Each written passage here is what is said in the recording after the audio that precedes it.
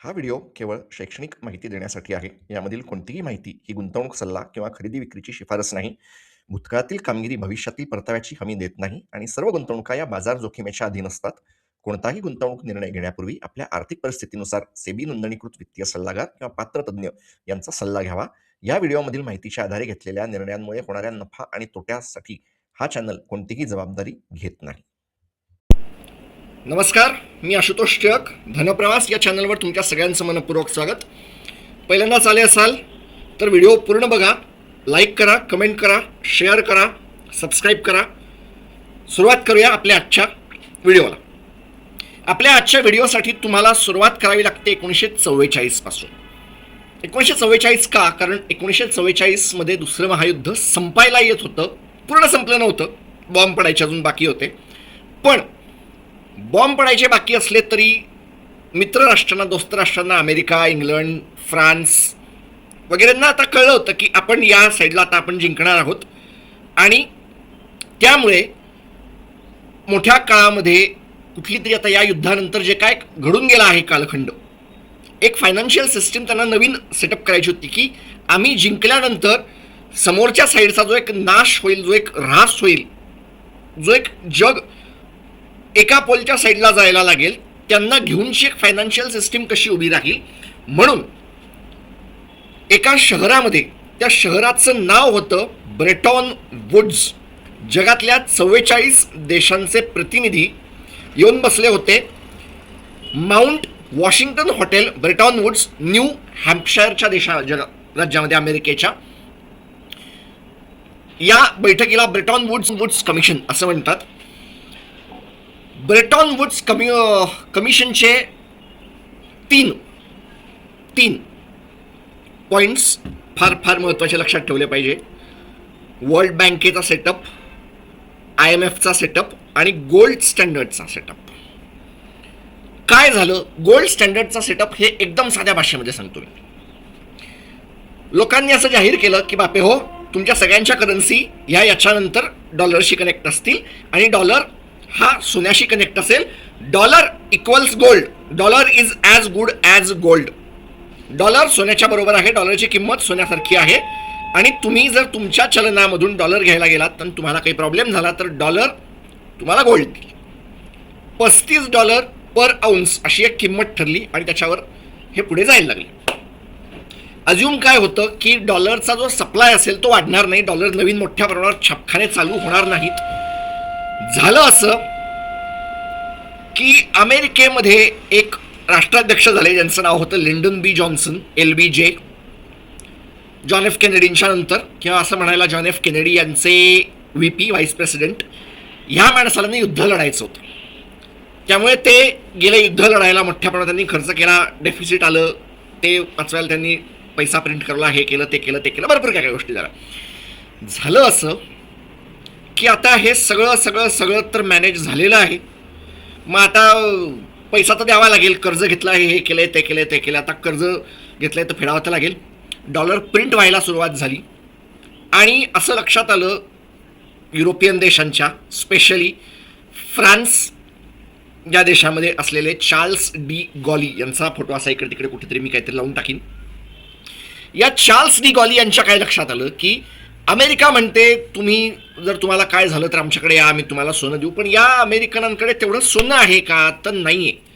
Dollar जेवढा मोठा दाखवला जातो आहे तेवढा तो नाही आहे. जेवढं मोठं डॉलरला देवासारखं करून ठेव, dollar is as good as God, dollar is God, dollar is this, dollar is that, नाही आहे. चार्ल्स डी गॉली यांनी आणि इतरही काही युरोपियन देशांनी मोठ्या प्रमाणावर त्यांच्या जहाजं पाठवली डॉलर घेऊन आणि असं सांगितलं की आता तुम्ही आम्हाला हे द्या, तुम्ही आता आम्हाला शांततेत आमचं सोनं द्या, आम्हाला आता डॉलरची नाही गरज. परिणाम असा झाला की 1971 पर्यंत अमेरिकेच्या रिझर्वमध्ये असलेलं सोनं हे 20,000 टनापासून ते 8,000 टनावर येऊन टपलं. व्हिएतनामच्या युद्धामध्ये मोठ्या प्रमाणावर खर्च झाला, हे झालं, ते झालं. याच्यामुळे मोठ्या प्रमाणात त्यांची हानी झाली आणि या सगळ्याला झेलता हे 1971 पर्यंत कुठेतरी येऊन थांबलं पाहिजे. म्हणून थांबवायचं तर तो थांबण्याचा जो शॉक आला त्याला म्हणतात Nixon shock. The strength of a nation's currency is based on the strength of that nation's economy. And the American economy is by far the strongest in the world. Accordingly, I have directed the Secretary of the Treasury to take the action necessary to defend the dollar against the speculators. I have directed Secretary Connally to suspend temporarily the convertibility of the dollar into gold or other reserve assets, except in amounts and conditions determined to be in the interest of monetary stability and in the best interest of the United States. 15 August 1971चा हा दिवस.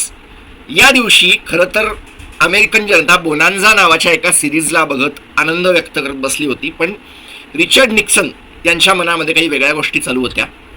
त्यांनी live येऊन हे सगळं बोलून दाखवलं आणि इतरही काही गोष्टी त्यांनी करवल्या की 90 दिवसाचं वेज आणि प्राईस फ्रीज, 10% इम्पोर्ट सरचार्ज आणि अजून काही गोष्टी ज्याला पॅकेजच्या स्वरूपात हे केलं गेलं, तर ज्याला निक्सन शॉक म्हणून करवलं गेलं. पण त्याच्याबरोबर त्यांचं सगळ्यात मोठं जे होतं ते असं होतं की डॉलर आणि सोनं याचं जे कनेक्शन तयार झालं होतं, $35 इक्वल 1 ounce, ते त्यांनी कट केलं आणि त्यांनी ते असं जाहीर केलं की हे टेम्पररी आहे. पण गंमत अशी की त्यांचं ते 1971चं टेम्पररी 2026 मध्ये पण चालू आहे. मारामाऱ्या भांड्या सगळ्या चालू झाल्या, आजही चालू झाल्या, पण ते आजही चालू आहे. निक्सन शॉक हा आजही चालू होता. याच्या मागे एक वाक्य, मला जे वाक्य म्हणण्यापेक्षा ज्याला एक पॅरेग्राफ मी असं म्हणेन की जे दिसलं की अमेरिकेचं logic, we are not going to give up the exorbitant privilege of printing the world's reserve currency just because the system is strain, we will change the system इन्स्टिट. आम्ही ही सिस्टीम काय सोडून द्यायला, सिस्टीममध्ये गडबड झाली तर आम्ही आमचा डॉलर प्रिंट करण्याचं काय सोडून नाही देणार, आम्ही सिस्टीम बदलून टाकू. त्यांनी सिस्टीम जरूर बदलली. सिस्टीम बदलून त्यांनी एक अशी सिस्टीम आणली जी फ्लोटिंग एक्सचेंज रेट नावाच्या एका नवीन गोष्टीचा जन्म त्यांनी करवला. निक्सन शॉकमुळे काय झालं असं मला जर तुम्ही विचाराल तर एक गोष्ट घडली की निक्सन शॉकमुळे डॉलरला असलेला सोन्याचा बेस गायब झाला आणि डॉलर हा अधांतरी तरंगायला लागला. जगातल्या अनेक साऱ्या करन्सीज डॉलरवर तर अवलंबून होत्या, पण डॉलर नेमका आता कशाचा बेस घेणार, डॉलरला त्याची किंमत कशी देणार, डॉलरवर आधारलेलं जग नेमकं कशावर अवलंबून राहणार. 1973 मध्ये याचं उत्तर मिळालं ज्या वेळेला यॉम किप्पर वॉर सुरू झालं. 6 ऑक्टोबर 1973 ज्यू कॅलेंडरमधला सगळ्यात पवित्र दिवशी इजिप्त आणि सिरियाने इस्रायलवर हल्ला सुरू केला. यावेळेलाही United States under Nixon and secretary of state Henry Kissinger immediately airlifted military supplies to Israel. Henry Kissinger आणि रिचर्ड निक्सन या लोकांनी तातडीने इस्रायलला मदत देऊ केली. आता याच्यामुळे असं लक्षात आलं की कुठेतरी ओपेकचे देश वर्सेस अमेरिका असं एक चित्र तयार झालं, एक चित्र उभं राहिलं आणि मोठ्या प्रमाणावर त्या देशांनी ऑइल एम्बार्गो सुरू केला की आम्ही तेल देणार नाही किंवा आम्ही तेलाचं एकदम रॅशनिंग करू किंवा एकदम लिमिटेड करू. एका रात्रीत तेलाचे भाव $3 पर बॅरलवरून $12 पर बॅरलला जाऊन धडकले. $3 $12 चार पटीच्या आसपास हे भाव जाऊन धडकले. पुढे काय, याच्यामध्ये अनेक साऱ्या गाड्या लाईन लावून उभ्या दिसायच्या, अनेक साऱ्या गाड्या काय पेट्रोल मिळत नाही आहे, पंपांवर पेट्रोल नाही आहे, पाईपलाईन त्यांच्या वाळलेल्या आहेत, काही होत नाही आहे, नेमकं आता काय करायचं, कसं करायचं याच्या काळजीमध्ये काही काळ सरकारने म्हणे ऑड इव्हन पण लागू करून पाहिलं. जे आपल्या दिल्लीमध्ये काही चाललं होतं की तुमच्या गाडीचा नंबर जर ऑडमध्ये असेल तर तुम्ही पेट्रोल भरायला ऑडच्या दिवशी यायचं, जर तुमच्या गाडीचा नंबर इव्हनमध्ये येत असेल तर तुम्ही पेट्रोल भरायला इव्हनच्या दिवशी यायचं. पण मुळात पेट्रोलच नसल्याने तेही गाड्या अनेक तास तशाच उभ्या राहत होत्या. हा या ऑइल एम्बार्गोचा झटका होता. आणि निक्सन आणि किसिंजर यांच्या एक लक्षात आलं की याला कुठेतरी आता थोडंसं का असेना हँडल करावं लागेल आणि याच्यासाठी आता काहीतरी वापर करून घ्यावा लागेल. आणि हेनरी किसिंजर हा माणूस अत्यंत हुशार. पुढच्या सेगमेंटमध्ये याच्याविषयी अधिक माझ्या टिप्पण्यांमध्ये मी भरपूर माहिती लिहिली आहे, थोडीफार ती वाचूयात आणि थोडीफार त्याच्याविषयी बोलूयात. असं म्हटलं जातं की अमेरिका ही कायमस्वरूपी तेलाच्या व्यवहारामध्ये फार जास्त प्रमाणामध्ये अशी इंटरेस्टेड कायमच होती. ही हायलाइटेड जो आहे ना तो कुठेतरी या यॉम किप्परच्या काळामध्ये जास्त झाला, कारण हेनरी किसिंजर यांना एक गोष्ट अशी लक्षात आली की if America could ensure that all global oil traded was denominated in US dollar, then every country in the world would need dollars to buy energy. Demand for dollars would be structural, permanent and global.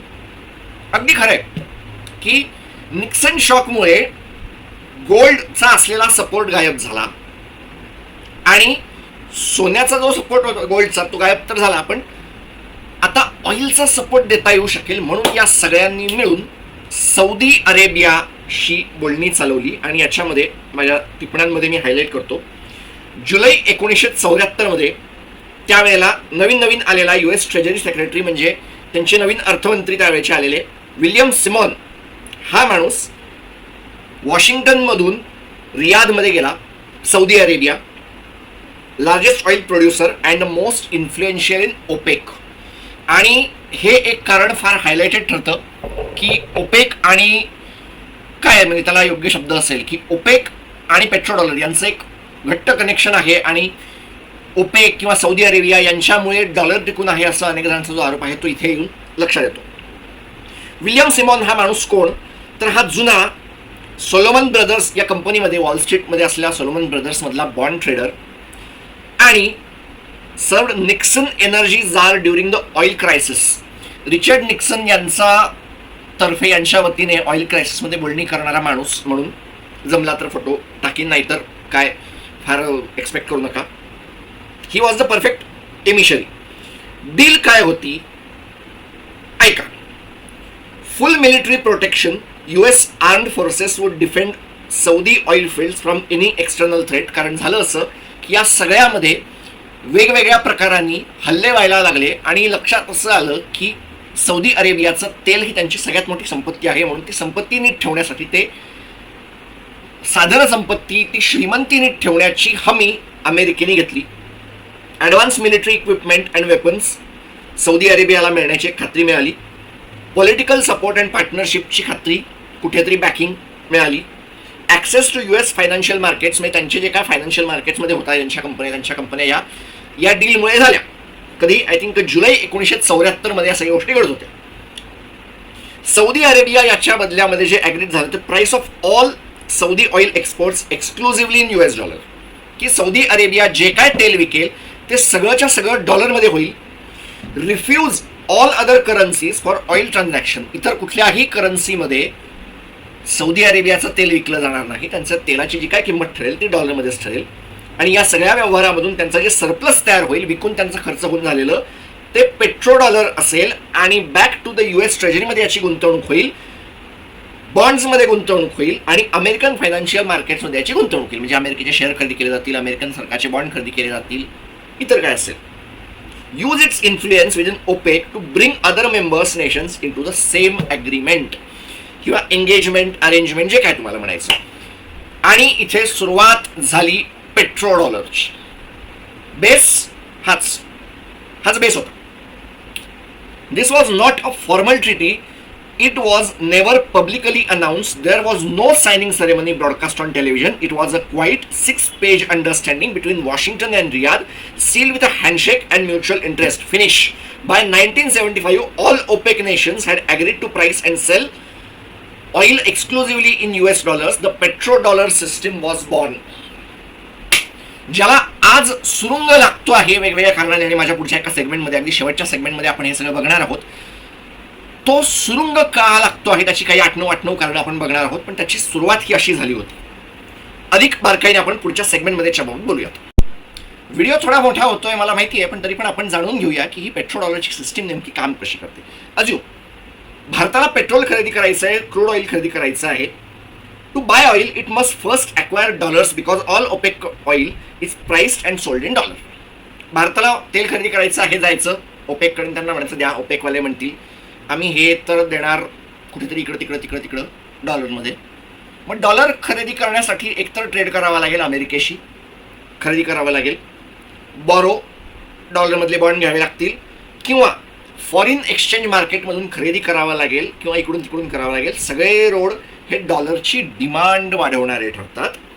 Saudi Arabia and other oil exporters sell their oil and receive billions of dollars. Those petrodollar surpluses are then recycled. Deal प्रमाणे हे सगळेच्या सगळे अमेरिकेच्या financial सिस्टीममध्ये जातात. अमेरिकेची treasury खरेदी केली जाते किंवा अमेरिकेच्या शेअर्समध्ये गुंतवणूक केली जाते. These petrodollar surpluses are then recycled, invested back into the US economy, primarily through the purchase of US treasury bonds, but also through investments in American banks, real estate, defense companies, and financial assets. This recycling back into the US treasury essentially funds the US government deficit. म्हणजे एका अर्थाने trade करायचा, वेगळ्या देशांना dollar द्यायचे आणि ते dollars परत एकदा आपल्याच देशात सौदी अरेबिया किंवा ओपेकच्या मार्फत आणून बसवले जातात आणि हे रिसायकलिंग असंच्या असं प्रत्येक चालू राहतं.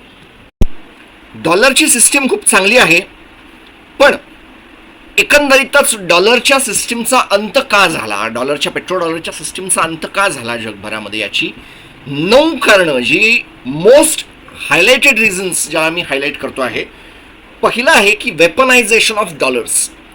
वेपनायझेशन म्हणजे काय झालं की डॉलरला शस्त्र बनवलं गेलं आणि याचं सगळ्यात उत्तम दर्जाचं रिझन किंवा ज्याला हायलाईट झालं ते म्हणजे युक्रेन आणि रशियाच्या युद्धाच्या नंतर जेव्हा सुरू झालं, रशियाचे $300 बिलियन किमतीचे जे रिझर्व्ह होते वेगवेगळ्या देशांमध्ये, वेगळ्या गुंतवणुका ज्या होत्या ज्या डॉलरमध्ये होत्या, त्यांनी कर्ज काढलं होतं, ते सगळंच्या सगळं फ्रीज केलं गेलं.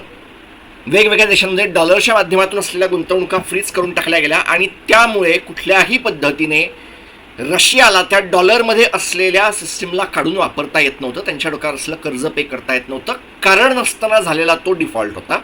जगाच्या सिस्टीमला एका क्रायसिसकडे ढकलण्याचा तो प्रयत्न होता असं म्हणता येईल.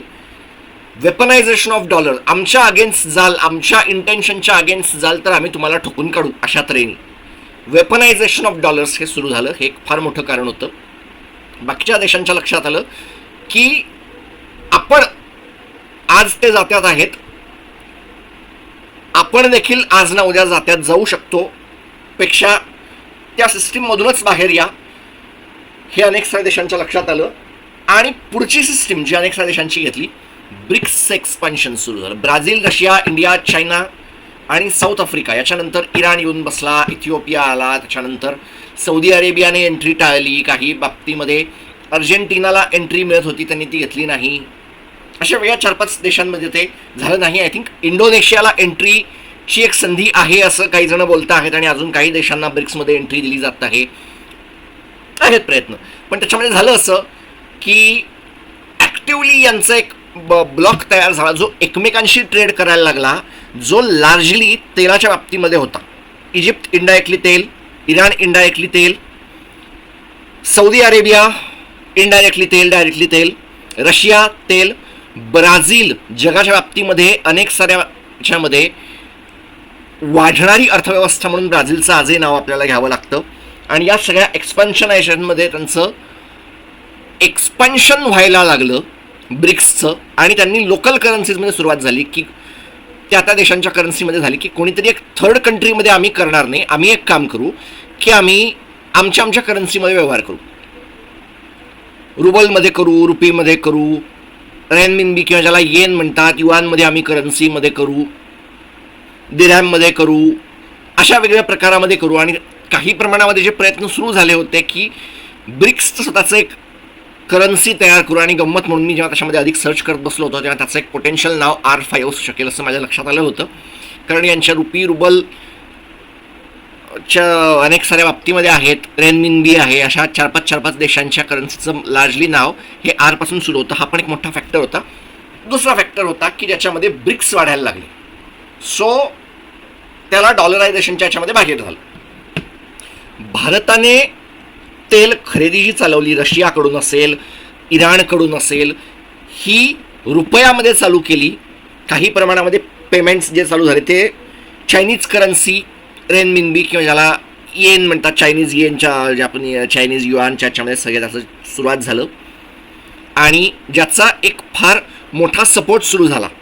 इराणच्या बाबतीमध्ये काही त्यांच्या त्या याच्यामध्ये त्यांनी टोल त्याला लावला आहे, तो आता चायनीज करन्सीमध्ये होतो आहे. हे अगदी एक रिसेंट आहे की आय थिंक बाबाल मंदपच्या याच्यामध्ये पण काही गोष्टी चालू आहेत. आत्ता जे काय क्रायसिस चालू आहे इराणमध्ये, त्यांनी त्याला टोल लावून ठेवलेला आहे आणि तो पण चायनीज करन्सीमध्ये व्हावा. इराणवर असलेले सँक्शन्स मोठ्या प्रमाणावर त्यांना अमेरिका सोडून इतरांकडे कनेक्ट करतायत, चायनाशी कनेक्ट करवत आहेत, जपानशी थोड्याफार प्रमाणावर कनेक्ट, जपान नाही म्हणता येणार, रशियाशी कनेक्ट करवत आहेत. ह्याचा डॉलरायझेशनला सपोर्ट व्हायला लागला. दिस हेल्प्स डॉलरायझेशन. पुढचं कारण काय होतं डॉलरायझेशनचं पुढचं कारण होतं की डिक्लाइन इन डॉलर्स शेअर. पण त्याच्या पण आधीचं एक सगळ्यात महत्त्वाचं कारण rise of petro yuan. China settling oil trades in yuan. Saudi Arabia opens to yuan best. अनेक साऱ्या देशांनी हळूहळू चायनाची करन्सी युआन, रेनमिनबी, युआन याच्याकडे त्यांचं जायला सुरुवात झाली. की त्यांचं म्हणणं की चीन तेवढ्या फार मोठ्या प्रमाणात आमच्यावर रिस्ट्रिक्शन्स टाकत नाही, चीन आमच्यावर सँक्शन्स टाकत नाही, आमच्यावर तशा गोष्टी होत नाहीत, आम्हाला चीनवर जास्त विश्वास आहे, मोठ्या प्रमाणावर व्यापार होतो, त्यांच्याकडे मॅन्युफॅक्चरिंग आहे, काही प्रमाणात ते आयात निर्यात करवतात. याचा फायदा एक चीनने घेतला आणि हळूहळू पेट्रो युआनचा उदय सुरू झाला. हे एक हायलाईट करावं लागेल की पेट्रो युआनचा उदय जो काय झाला हा पेट्रो डॉलरला त्रासदायक ठरला. Decline in dollars share of global reserve. 1970 जगभरामध्ये जे पर्सेंटेज होतं ते 85% डॉलरमध्ये होतं रिझर्व जगभरचं. ते घटत 2025-26 56% आलं. जगभरच्या अनेक साऱ्या देशांनी डॉलर सोडून इतर अनेक साऱ्या गोष्टींकडे वळणं मान्य करवलं. मुळात डॉलर का घ्यायचे, नुसते डॉलर फक्त तेल खरेदी करायला वापरायचे का, तर नाही. मग त्याच्यामध्ये त्यांचे जे सरकारचं जे डेट असतं त्याला तुम्ही ट्रेझरी म्हणतात, त्याच्यामध्ये गुंतवणूक होते का, मग याच्यामध्ये होते का, त्याच्यामध्ये होते का. ह्या गुंतवणुकीमध्ये पण मग अनेकांना धोके दिसायला लागले की उद्या हे करवलं त्याला कॅन्सल करवून घेतलं. डोनाल्ड ट्रम्प यांची त्या टाईपची विधानं अनेकांना भीतीदायक वाटायला लागली. हे सगळं त्रासदायक अनेकांना वाटायला लागलं आणि त्याच्यामुळे डॉलरकडून ओढा युआनकडे सरकायला लागला. पेट्रो चायनाकडे सरकायला लागला. चायनीज करन्सी अनेक वेळेला सपोर्ट द्यायला लागली. सेंट्रल बँकांनी US ट्रेजरी डंप सुरू करायला सुरुवात केली आणि गोल्ड खरेदी करायला सुरुवात केली की China slashed holding from $1.3 trillion भाग जो होता तो त्यांनी घटवला to 682 billion. Global gold buying हजारो टन्समध्ये 3 सरळ इयरमध्ये 2023-24-25च्या काळामध्ये हे सगळं सुरू झालं. युक्रेनच्या युद्धानंतर मोठ्या प्रमाणावर जगभरच्या बँकांनी डॉलरला डंप करायला सुरुवात केली आणि एक गोष्ट लक्षात घेतली की हे जर असंच चालू राहिलं तर कुठेतरी साईड इफेक्ट होईल. म्हणजे युद्ध ज्यावेळेला सुरू झालं होतं त्यावेळेला जर मी कोणाला सांगितलं असतं की हा असा एक साईड इफेक्ट तयार होईल तर ते कोणाला खरं पण वाटलं नसतं, पण झाला. रशियाला सँक्शन करायचे का, तर हो, रशियाला सँक्शन करणं चांगलं वाईट याच्यात मी पडत नाही, पण या युद्धाचा हा जो एक साईड इफेक्ट तयार झाला हा हायलाईट होण्याच्या साईडमधला होता. अजून काय कारणं होती हो. पहिलं कारण होतं, चला मोजूया. Weaponization of dollar. Number 2 BRICS expansion of dollarization push. Rise of petro yuan. Bharat buying oil in rupees. Decline in dollars share of global reserve. Central banks dumping US treasuries and buying gold. Energy transition, green energy. झालं असं की जगभरामध्ये हायड्रोजनचं इंधन म्हणून चालू झाला, solar पॉवरचा उपयोग म्हणून सुरू झाला, काही प्रमाणामध्ये विंड एनर्जी, विंड मिल्स सुरू झाल्या आणि मोठ्या प्रमाणावर या सगळ्यामध्ये झालं असं न्यूक्लिअर पॉवरचा सुरुवात झाली, जी काही प्रमाणामध्ये 2010-2011च्या आसपास काही प्रमाणात बंद पडत होती. ती परत एकदा युरोपमध्ये सुरू झाली की नाही बाकी सगळ्याच्यापेक्षा आम्हाला न्यूक्लिअर पॉवर गरजेची होते आहे. जर्मनीने त्यांचा असलेला जो काय प्रोग्रॅम होता की आम्ही हळूहळू आमच्या न्यूक्लिअर पॉवर प्लॅन्ट्सला बंद करू, ते काही प्रमाणामध्ये त्यांनी घटवला. तो प्रोग्रॅमची जी काय कपॅसिटी होती ती घटवली आणि हळूहळू त्यांचे चालू राहतील असं एक चित्र तयार झालेलं आहे. अजून काय प्लॅन होते, हा तर एक फार मोठं कारण म्हणावं लागेल. युरोपमध्ये मोठ्या प्रमाणावर होतं, काही प्रमाणात त्यांच्या देशांमध्ये, काही देशांमध्ये मोठ्या प्रमाणावर तेल सापडणं सुरू होतं, कोळसा सापडणं सुरू होतं, त्याचं आयात निर्यात घटली. रशियाकडून तेलाची आयात निर्यात कमी व्हायला सुरुवात झाली.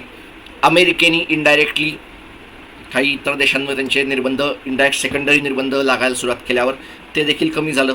Oil losing its monopoly as the world's most critical commodity undermining the oil dollar link, ते पण घटलं. आणि याच्यामध्ये एक गोष्ट अशी आहे की जी मी इथे कुठेतरी टाकीन, एम ब्रिज हे काही देशांच्या सेंट्रल मध्यवर्ती बँकांनी एकत्र येऊन असं केलं की आपापल्या देशामध्ये जे चलन या देशातून त्या देशात पाठवावं लागतं त्याची एक सिस्टीम जन्माला घातली. त्याचा फायदा अनेकांना झाला. एम ब्रिज असं त्याचं नाव.